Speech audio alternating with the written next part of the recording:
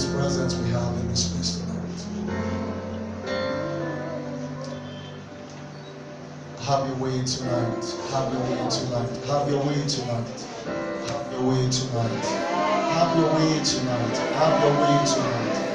Have your way tonight. Have your way tonight. Have your way in this place tonight. Have your way in this place tonight. Have your way in this place tonight. We worship you tonight. I want you to lift up your hand all over this place tonight. Just work with it and worship him. Give your worship to him. He deserves your worship. He deserves our worship. He deserves our worship. He deserves our worship. He deserves our worship. He deserves our worship. He deserves our worship. He deserves our worship. Oh, shoot you come out with the Rosta. Jackie Mara Levinosha Tabarala. Susufani Gravibo Susto Bedelisha. Father, we worship you. Lord, we bless your name tonight. Lord, we bless your name tonight. Lord, we bless your name tonight. Be glorified, be exalted. Be magnified tonight. Be magnified tonight. In Jesus' name.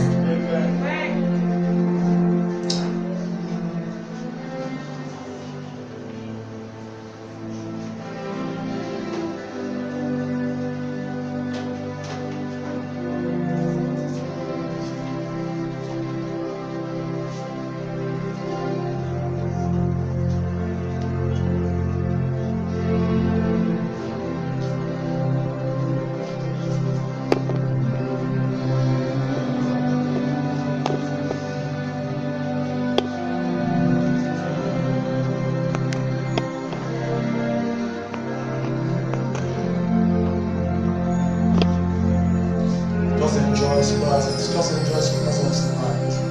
Just enjoy his presence tonight.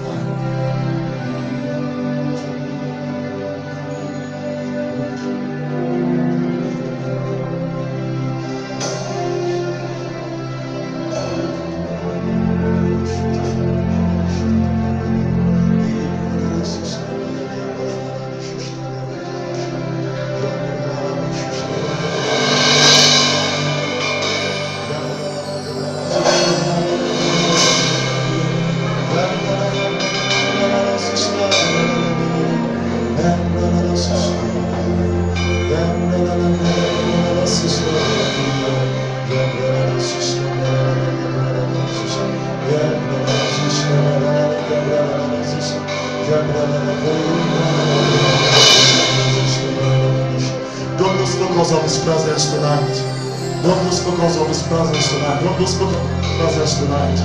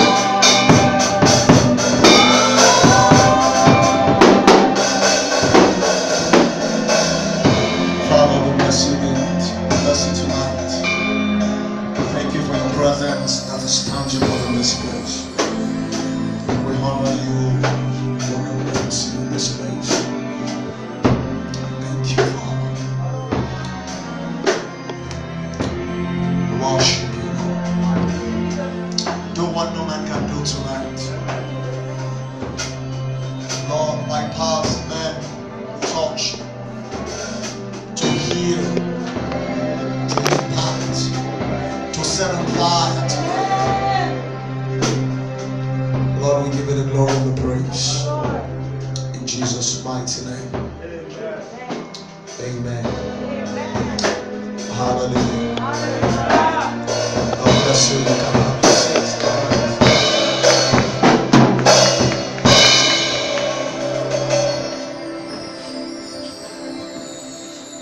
Praise God. Church, I wanted to understand that we're getting to a point, we're getting to a stage in which the presence of God is so strong. And so, in fact, visible and palpable. And I'm not surprised. I find it very difficult to close the service on Sunday. And I'm telling you, we're going to see some strange manifestations. We're going to see some strange, awesome manifestations.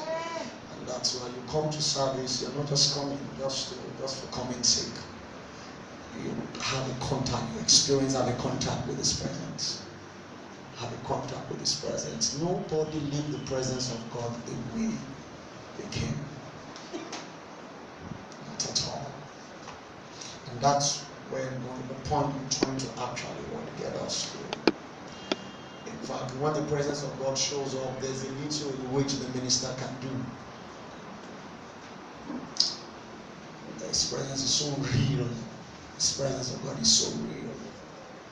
And that's why it's good that we take extensive time in His presence. You have to be a man of His presence. You have to be a woman of His presence. He said in His presence there's fullness of joy. And His right hand there are pleasures forevermore. Listen, ladies and gentlemen, if you have been there, you don't want to leave. If you have been there, you are full. If you have been there, you know you contact something. You know you have experience with something. And I'm telling you, I said as they go by, we come to service and, mere shaking someone, the power of God flow and fall on that person. But me and you come in, tumor disappears. Sickness are healed. Without anybody calling your case has been answered. We're getting that. That's the point we're getting to. That's the point we're getting to. And that's what we have been looking at, pursuing intimacy with God. I don't joke, and we can't afford to joke with His presence. We can't afford to joke with His presence anymore. We can't afford to joke with His presence anymore. Ananias and Sapphira came, just in the presence of God, and immediately God answered. And there were people also that came into the presence of God, and immediately got there, they got what they needed. Listen, ladies and gentlemen, I said we'll get to the stage in which the usher at the gate, at the entrance, touch you and you are slain by the power. The ministers, they are just ministering, just praying or probably just worshiping God. And demons are actually living. Things that you have battled with for so long just begin to live. Instant miracles, happening, taking place. People getting answers, people getting results immediately. And that's the point we're trying to get to. And I know the Lord will help us in Jesus' name. We want to welcome you once again to tonight's midweek service, teaching service. I want to welcome also people that are following us online. We want to welcome you also tonight to service. We strongly believe that the presence and the power of God also will reach you wherever you are. So don't change, don't leave. Just wait with us in the next few minutes. And I know the Lord will touch you in Jesus' name. Amen. I got some responses, and he said, I follow you online. He said, please, where is your church? He said, I want to come. Where? And I have to give him the description. He said, we're in Puli. So I have to give him the description at the same time to give him the phone number in case it misses his way. And there's no way we are sitting at a certain hill, can be hidden. And in as much it's not only the power of God is going out, the word of God is going out, not only that, His presence and His Spirit is going out and is reaching people. And people's lives are being touched and being changed. And you can't do ministry. When you do ministry, you are doing ministry with people in mind, not with yourself, with people in mind, that God will touch them, that God will reach them, that there will be transformation, there will be a tangible, specific transformation in the life of people. You can't be coming in day and night into His presence every Monday, every Sunday, every Wednesday, and your life doesn't get better, then it means you are not contacting His presence. It means something else. And I know the Lord will help us in Jesus' name. Quickly, let's open our Bible tonight. I'm going to continue with the subject matter that we've been looking at for quite some time now, that I've titled Things That May Be Destroying You, or Things That May Be Affecting You, or Things That May Be Injuring You, but you don't know. I said one of the most important things in which the devil tried to put people into, he tried to put them in ignorance. He tried to blind their mind. He tried to put them in the place of ignorance so they don't get to know.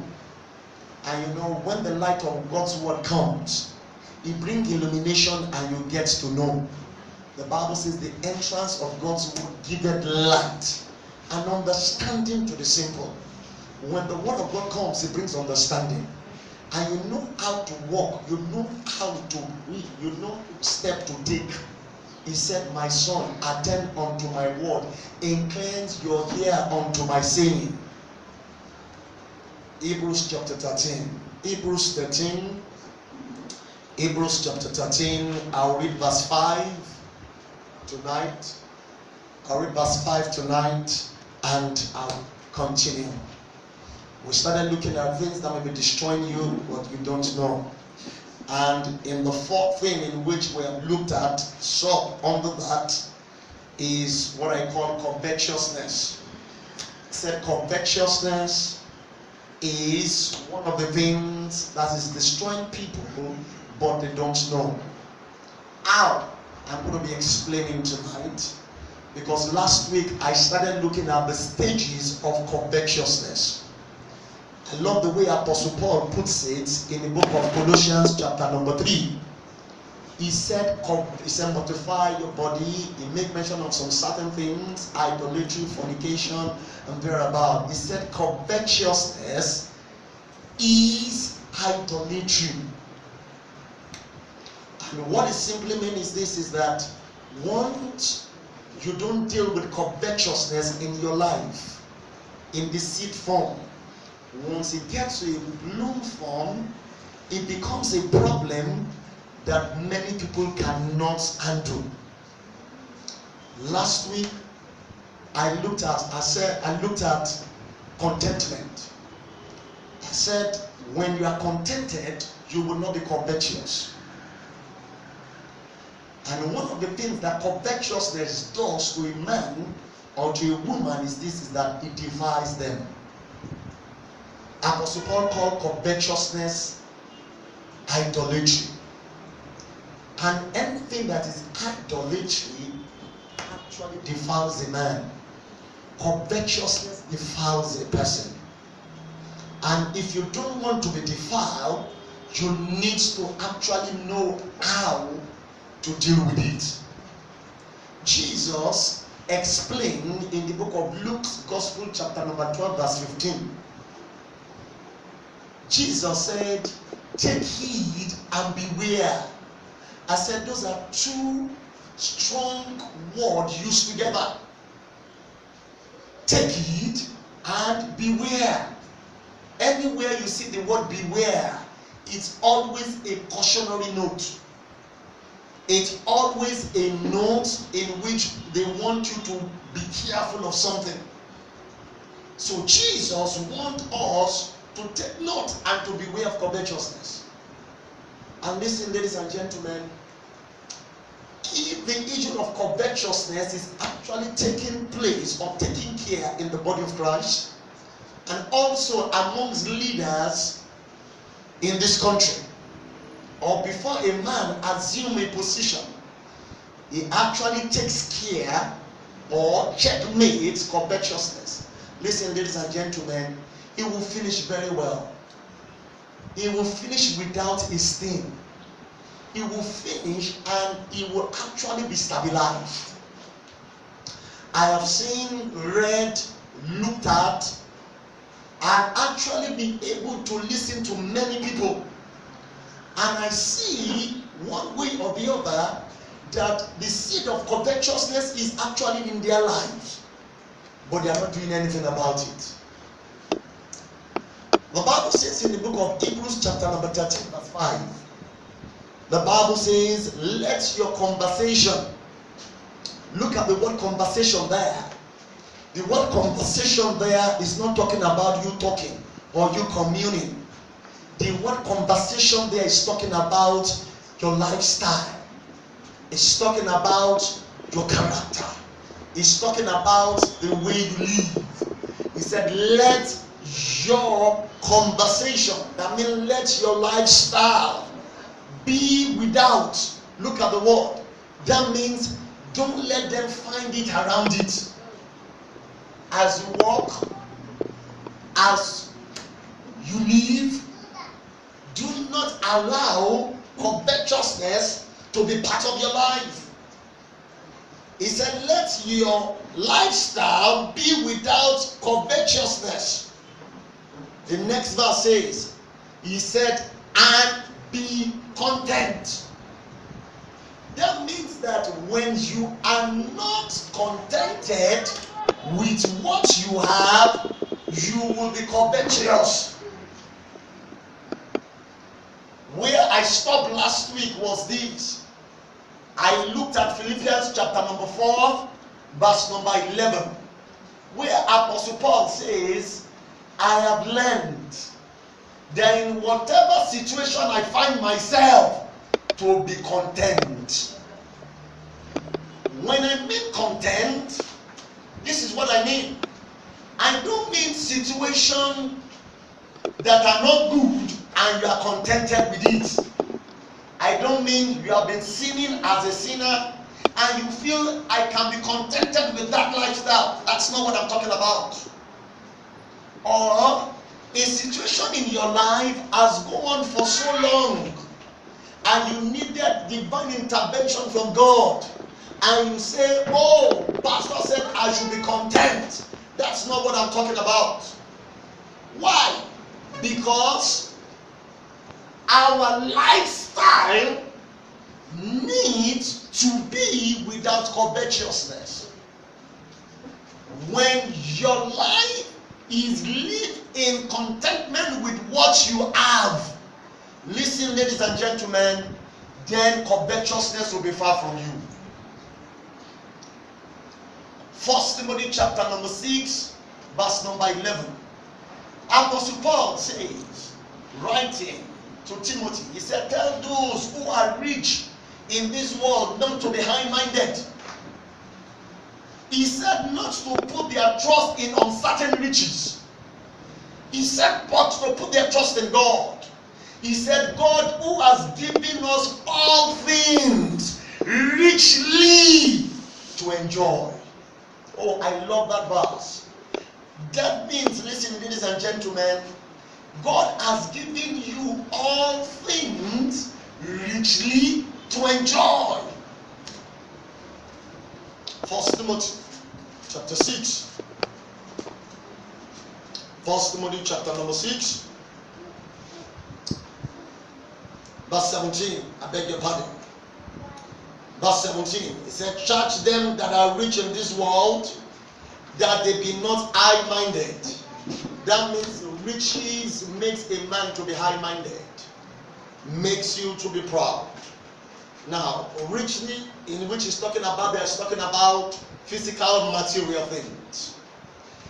He said that be not high-minded, nor trust in uncertain riches, but in the living God, who giveth us richly all things to enjoy. But look at this, ladies and gentlemen. After God has given men all things richly to enjoy, they still are very covetous. They still are very greedy. They just want to get everything at the detriment of others. Listen, ladies and gentlemen, I said with the wealth of this nation, or with the riches of this nation, it actually should go around to be able to meet everybody's need. If not, that there are some certain people who are very greedy, at the same time who are very covetous, and they don't allow it to flow. The Bible talks about the early church in Acts of the Apostles chapter 4. The Bible says, and they all have all things what? In common. Is it not? He said they have all things in common. Everybody brought, everybody gave. Nobody is saying, oh, I have more than every other person. But listen, ladies and gentlemen, in the process they had peace. But listen, ladies and gentlemen, now we have covetousness that has actually happened to be a deep-rooted in the country, in the body of Christ, and also at the same time in organizations, in which if we don't deal with the roots, the seed from now, there's no way in which when you get there, you will flow into it. I said corruption didn't just start today. It started with the root. Are you following me? Yes, what is the root? It's the greed and covetousness. Are you following me? Ladies and gentlemen, he said, let our lifestyle be without covetousness. And you know what? I started tracing that when they're talking about covetousness in the scriptures, I discovered that it has to do with what? With clothes, with food, and with so many things that are material. Pastor, explain. Even though with money. Look at Achan. Joshua chapter number 6. Joshua chapter number 7. What did Achan coveted after? He was after money and Babylonian sheds.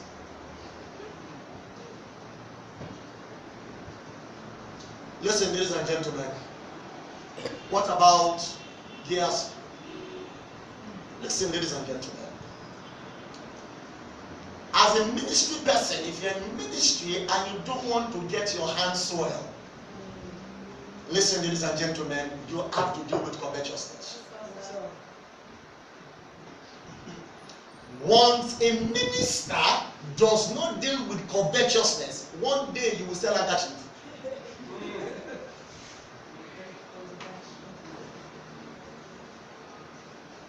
One day you will sell pure water.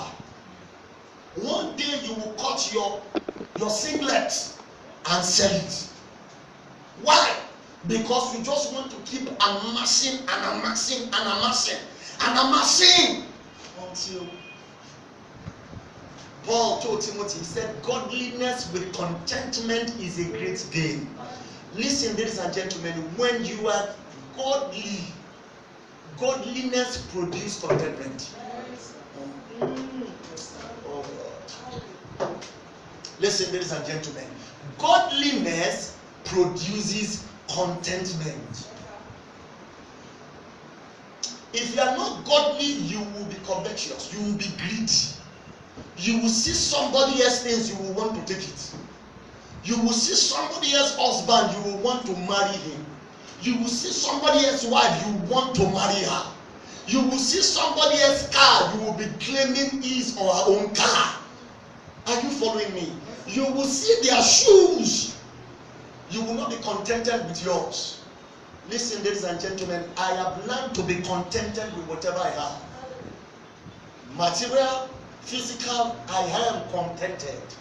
But when it comes to spiritual things, I am greedy.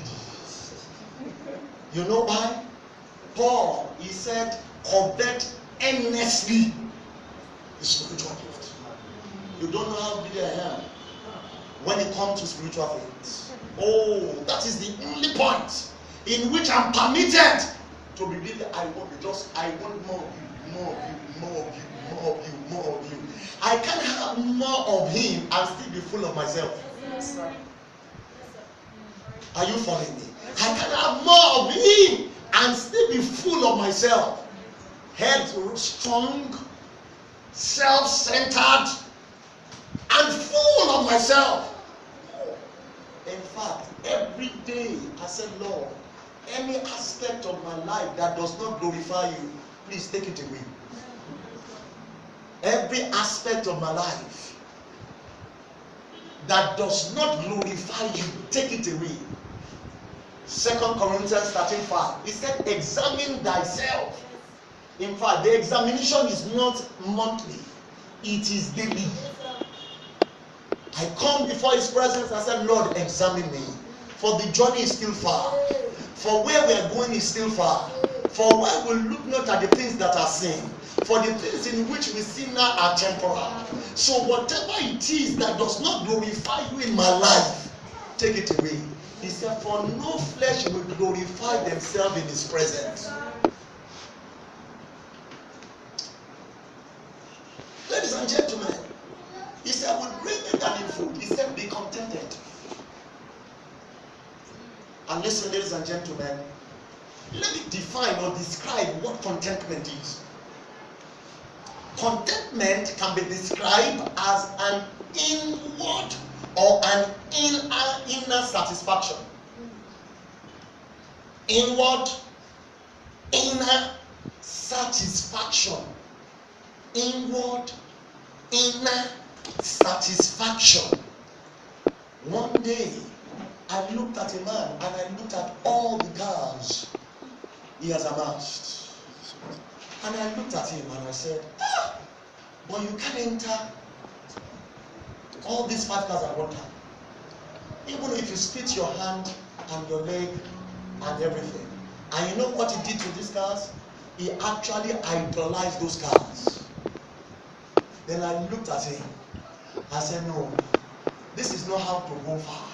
This is not how to make it in life. This is not how to get the best of God. I said, you know why? Covetousness will keep making you to idolize what is not meant to be idolized. You go to Abuja and see the senators. Most of them have 25 houses. And you said, did you want to live in 25 houses? It can't be possible. You can't live 25 houses at one time. You can't. He said, he's the one who richly gives us all things to enjoy. Oh, when what God has given you to enjoy is now becoming something in which, as source of the sorrow, then something is wrong. Are you following me? If he has given me all things to enjoy, then they should not cause sorrow to me. Are you following me tonight? Are you following me tonight? They should not cause sorrow to me. You know, okay, this car went out today. Oh God, don't allow anything to happen to it. That one went out today. Don't allow anything to it. When you hear a phone call, hello, your mind is up. As if, hey, I hope nothing has happened to it. But you know what? Contentment is an inner satisfaction.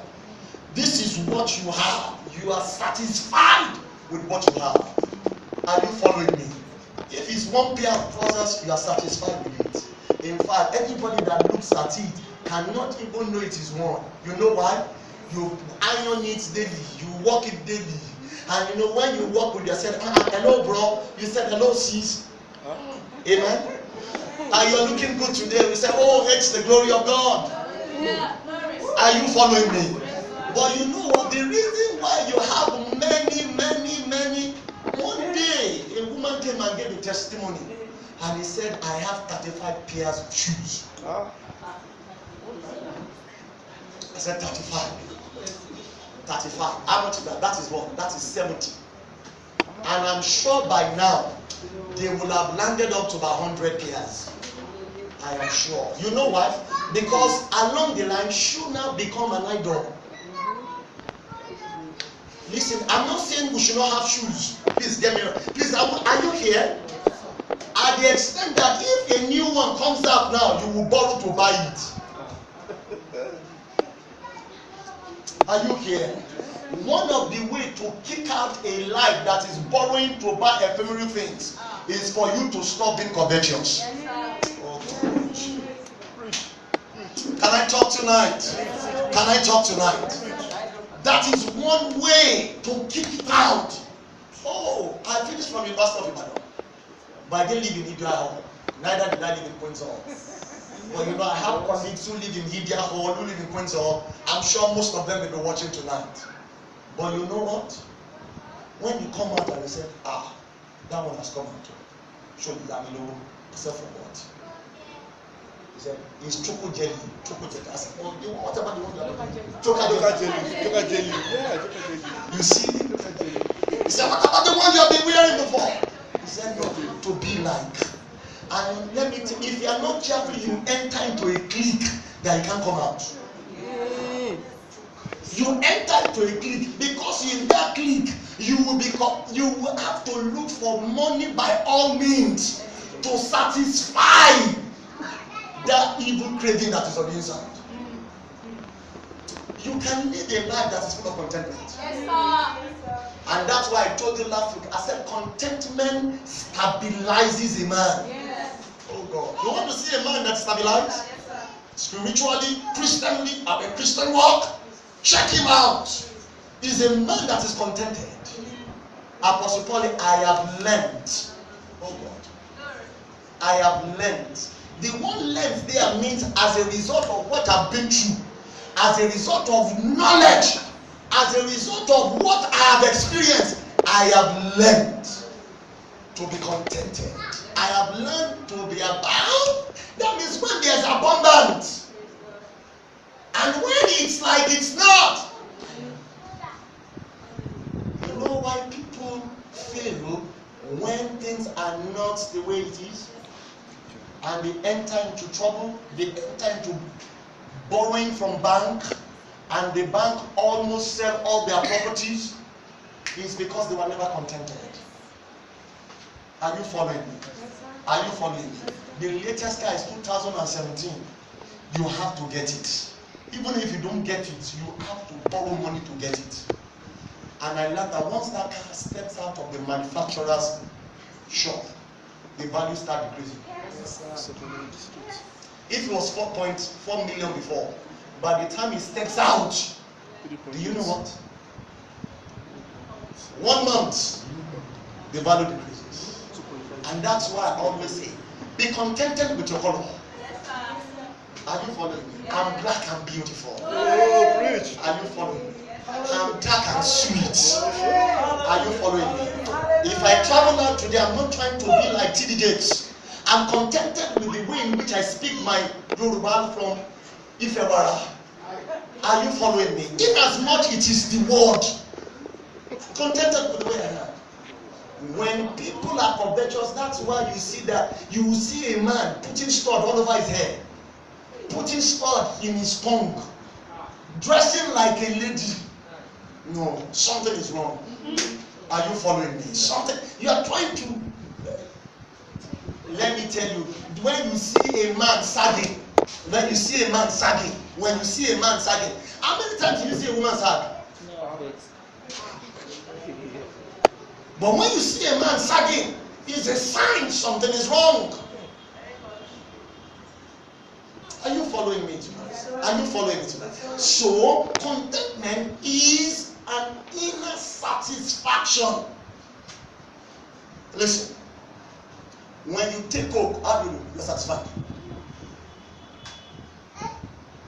Isn't it? Isn't it? Take Coke, you're satisfied. But when you say, when you begin to see, if something, when you take 5 bottles of Coke in 1 day,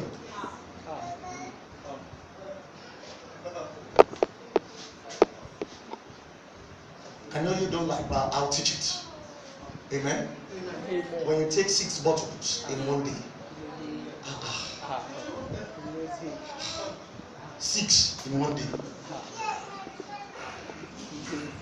Multiply 6 by 12, because in a bottle there are 12 cubes. So look at how much you have actually what put into your system, and that little pancreas will break down. It's covetousness. Kutobi. Let me get more. Let me get more. Let me get more. Let me get more. Listen, ladies and gentlemen. I have seen people that doesn't have more than 3 or 4 things, but because the beauty of the Lord is upon it, and they are satisfied with it. Are you following me tonight? Yes, sir. Are you following me tonight? Yes. Contentment brings stability to the life of the man. See, when I see a young minister, the first thing I want to look at is Does he have stability in the area of contentment? If he doesn't have stability in the area of contentment, one day, he will raise offering before time.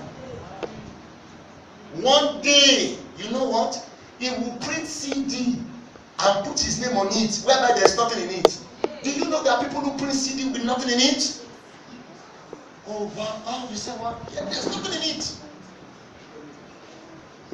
Without anything in it. Let me show you this. 2 Kings from chapter 5. 2 Kings 5. 2 Kings 5. When I was meditating on this, I was almost shedding tears for this man. And I felt, Gerson, oh my God. You are an example of a protege minister in which your ministry was burdened, in which your life was burdened. I mean, you can imagine seeing a burdened ministry. It's just burdened. But you know, because of something in your life that you didn't take care of, covetousness, it destroyed your life completely.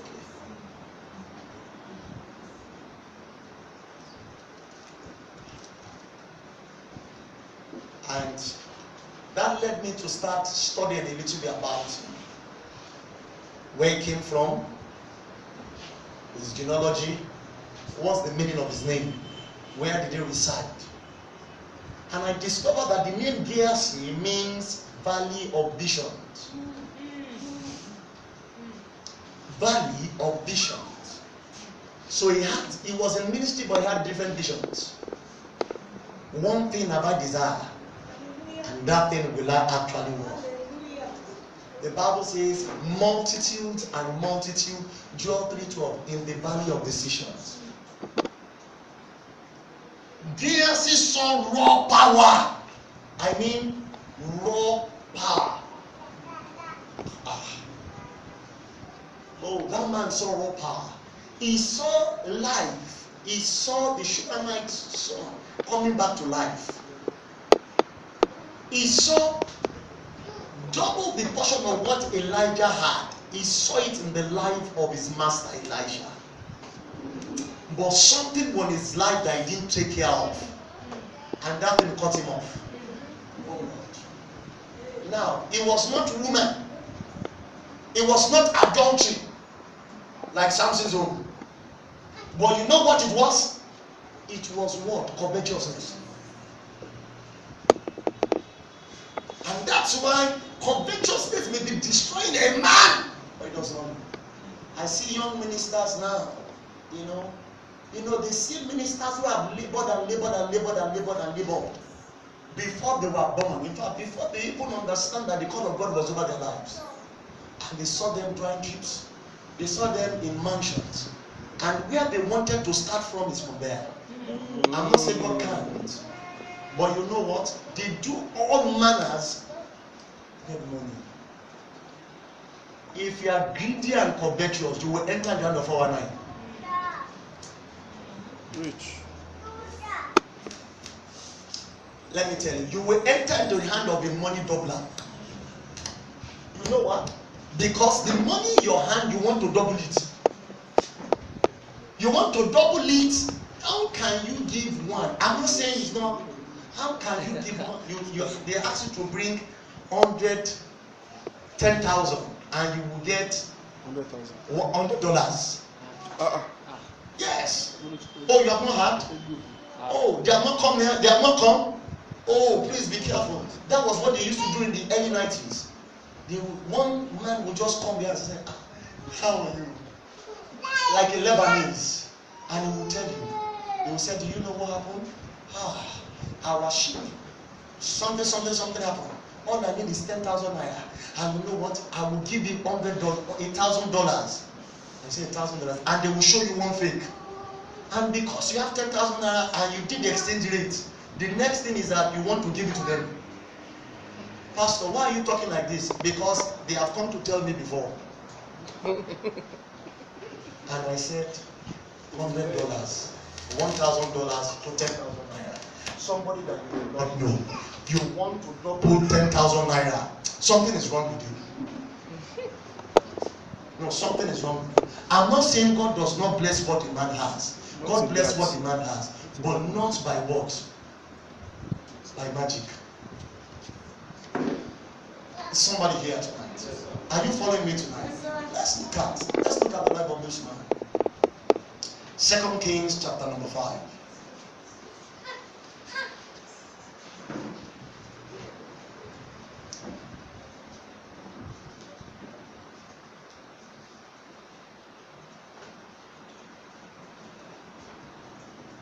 Second Kings 5. Are we there?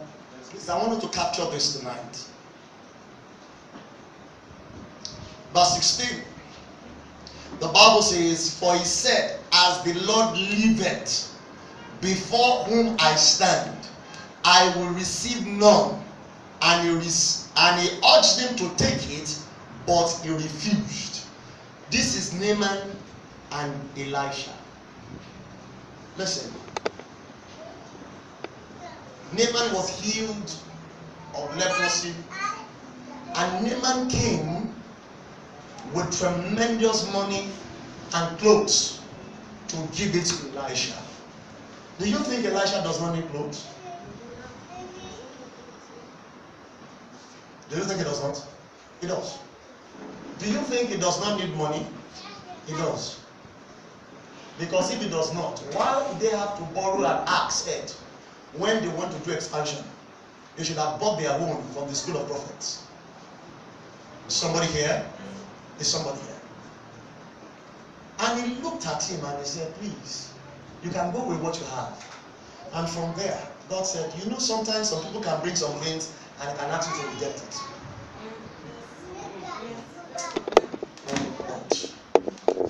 Are you here? You minister to them, you bless them, there's a turnaround, and they have come to give you a fortune. And I say reject it. I'm sure you look at it as, if you don't deal with the seed of covetousness from now, when God says reject it, you will pick it up. Many people have collected a gift they should not have collected because of covetousness. You have used what you should not have used. You know why? Because you are covetous. Are you here? Yes, sir. Are you following me? Yes, sir. Are you following me? Yes, sir. Never had good intention. But Gehazi was looking at him and he said, "What type of pastor is this?" Let me say it in Yoruba. Only a man, ẹni tó bá máa jàkà tí ò bá jẹ tinú àkàrà kò lè jẹ títà ẹ̀. That means that they gave you a big cake. You can't eat the one inside. How do you eat the one outside? Listen, ladies and gentlemen, that was number one breakthrough for Elisha in ministry. Oh God. Are you following me? Sometimes there are some gifts in which people bring, in which you think that is the breakthrough for the ministry.